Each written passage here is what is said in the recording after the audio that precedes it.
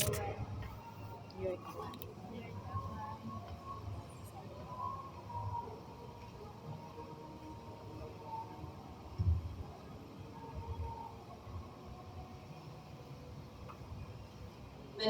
ta alang sa pagtapod sa pagbasa sa pulong sa Ginoo.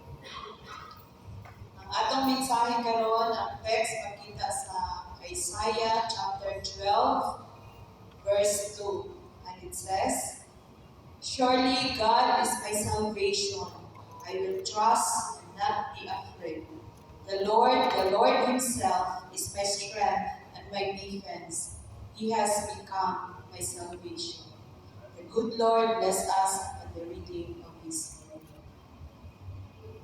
Glory be to the Father, and to the Son, and to the Holy Ghost, as it was in the beginning, is now, and ever shall be, world without end. Amen. Amen.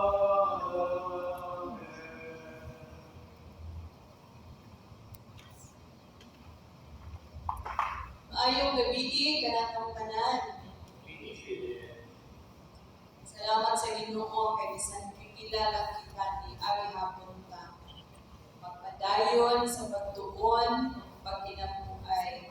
Kay dako kaayo ni nga impact sa atong mga kinabuhi.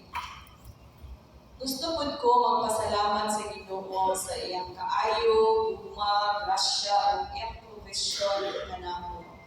Kagahapon nga adlaw, nagpa-laboratory ko to monitor my 6 months medication. And I praise and thank the Lord Jesus Christ kay ang mga results sa akong creatinine from my FBS down to urine is normal. Dalaygon kaayo ang atong buhig na Dios. Karon nga gabi atong i-focus ang atong mga kasing-kasing ug atong una-una sa pinaka-importante kaayo nga tema sa second Advent sa atong whole week mao ang peace. Ang tinuod nga kalinaw nagikan lamang sa Dios. Before ta moadto sa mga points ato sang tan-awon ang background niini. Kini nga verse na akong ibasa madalina, kabahin kini sa usa ka awit sa pagsimba, usa ka victory o pagpasalamat sa Ginoo. For many chapters before this, Israel was living in fear, uncertainty, and judgment because they turned away from God.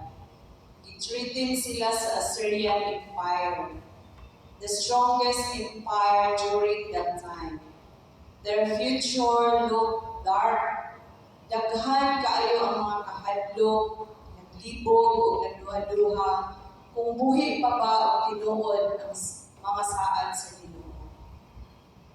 Pero sa kalisod sa Israel, God began to speak through Isaiah. Isaad sa Dios nga dili gyud sila masagdan. Isaad sa Dios nga naa siya'y plano sa ilang kaluwasan. Isaad sa Ginoo ang abot yun ang Messiah, the one who will bring true peace. Pag-abot sa Isaiah chapter 12, ang atmosphere ni kalit nga nausab, from fear to praise, from chaos to worship, from uncertainty to peace. Ang Isaiah 12:2 becomes their declaration of faith. Surely God is my salvation. I will trust and not be afraid. Giingon nila among kaluwasan dili gikan sa mga armies, dili kinigikan sa mga politiko, dili gikan sa among kusog, apan gikan yun sa Ginoo. Ug karon kini nga kamatuoran is still the same.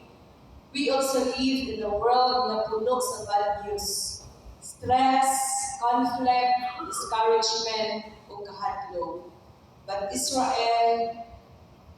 like Israel, we stand on the unchanging truth that our God is our salvation, our God is our peace, and our God is our strength. Maong nga karon nga kagabion, God is calling us to be a church of peace and a church of good news because we belong to God who saves, strengthens, and secures us. Una, we have peace because God is our salvation. Ingon sa Isaiah, surely God is my salvation. Kung naa di ay sa ato si Kristo, we don't stand on fear. We stand on salvation. Kaya kalinaw sa usa ka iglesia magsugod kini sa kalinaw nga naa sa tansa-tansa kanato. Giingon sa pulong, I will trust and not be afraid. In other words, faith replaces fear. As Pastor Rain reminded us last Sunday, human beings may be able to create temporary agreements, but only God can create true lasting peace. Human agreements can stop conflict for a while, pero ang tinuod na kalinaw sa kasing-kasing o una-una, gikan na biyod sa Ginoo. Mga igsoon, kung tinuod na ang Diyos atong kaluwasan o kalinaw, dapat makita kini sa atong lifestyle o responses every single day. So, unsaon man ka nato kini pag-apply practically sa atong mga kinabuhi. Una, kung moabot sa atoa ang kahadlok, pray before we panic. Kay bisan sa tunga-tunga sa atong mga kabalaka, kung muduol kita sa Ginoo sa pag-ampo, ang kalinaw maanaa ka nato. Ikaduha, worship before we worry. Sa dili pa ta magugatan sa mga kabalaka, mudayig kita sa Ginoo. Kaya ang iyang presensya naghatag og kalinaw. Ug ang ikatulog, trust before we tremble. Sa dili pa kita magpurpurog sa mga kahadlok, musalig kita sa Ginoo kay mas labaw gid siya kaysa atong mga problema. Peace starts with you and it spreads to the church. Trusting in God's salvation impacts daily Christian living. It provides assurance and peace, even amidst of trials and uncertainties. Philippians 4:6-7 nag-encourage sa tanang mga believers that do not be anxious about anything, but in every situation, by prayer and petition, with thanksgiving, present your requests to God. And the peace of God, which transcends all understanding, will guard your heart and your minds in Christ Jesus. Ikaduha, we are strengthened by God to live in peace. Ingon diri sa Isaiah, the Lord Himself is my strength and my defense. The church is strong not because of numbers, but because of God's strength. Ang kusog nga gikan din sa Dios mao kini naghimo sa simbahan nga mulahutay bisan sa kalisod. Kay ang simbahan nga lig-on makahatag kini og kalinaw dili kagubot. Maghatag og comfort dili pressure. Maghatag og guidance dili confusion. When God strengthens the church, we stay united. We stay prayerful. We stay peaceful.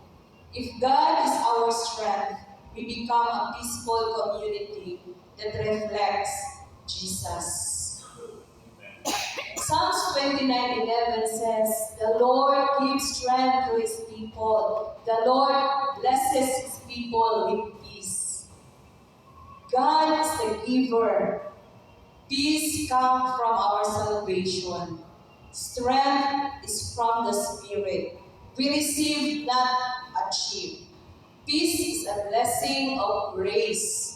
God Himself is our peace.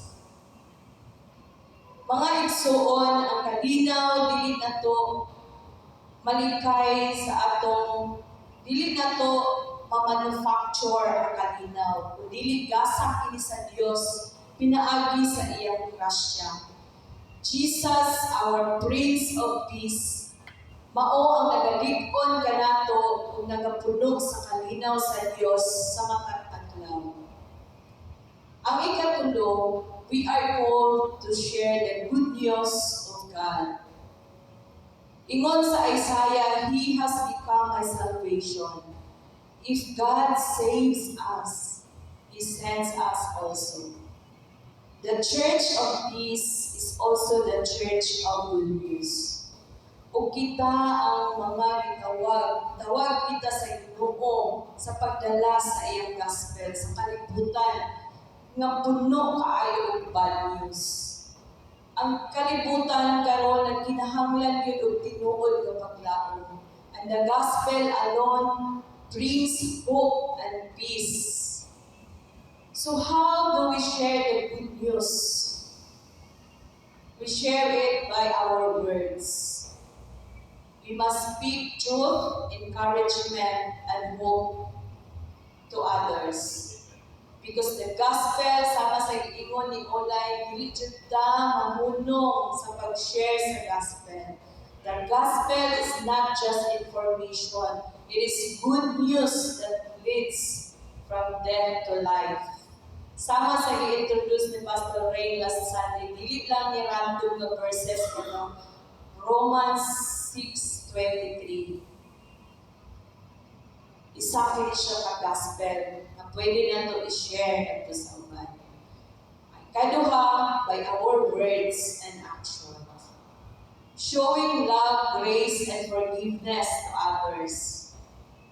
Katulo, by our presence. Being a peacemaker wherever we go. The church becomes alive when we proclaim.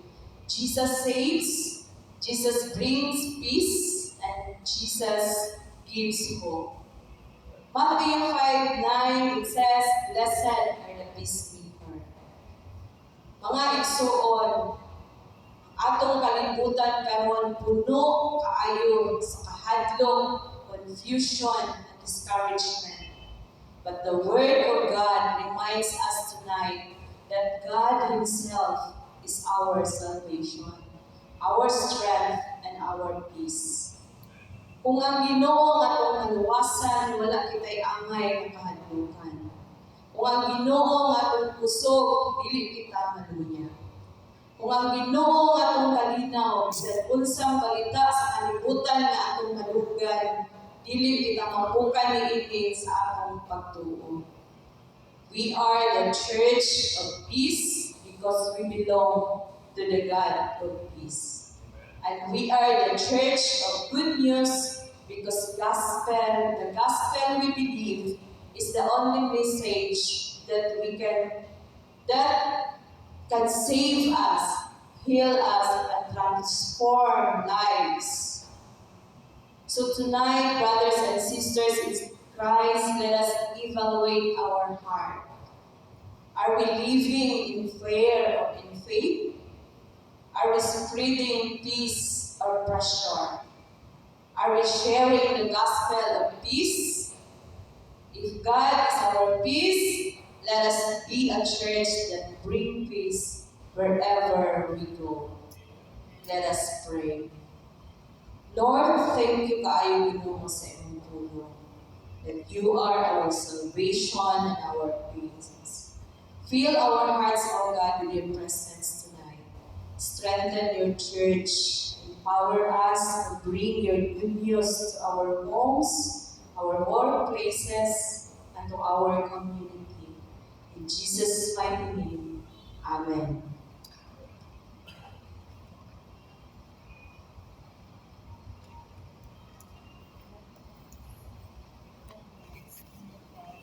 Thank you. Lord. Amen.